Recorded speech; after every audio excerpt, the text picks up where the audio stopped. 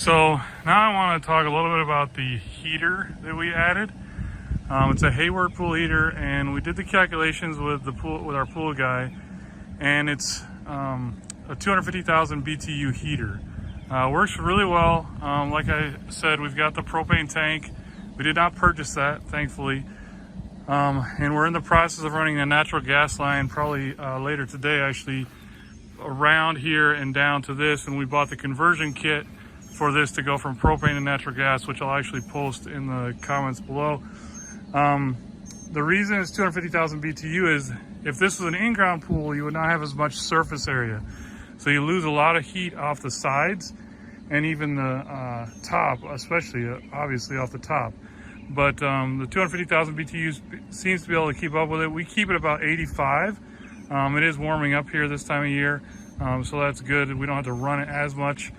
But if my calculations are correct, the natural gas will be about a fourth of the cost of the propane. I'll just show a little bit on how to set it up with the sand filter. So you obviously have the filter here. It's in line before it goes back into the pool. So basically, instead of this line that says out on it, instead of that one going straight to your pool, it's going to go in. There's an arrow there.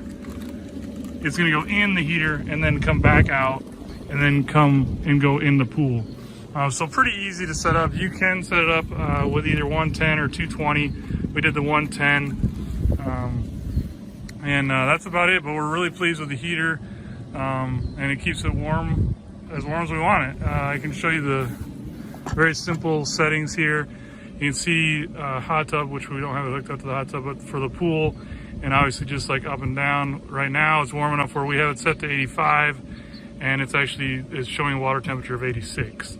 So, and I will put the link to also purchase this in the comments below. So hope this helps, and hope it helps heat your pool.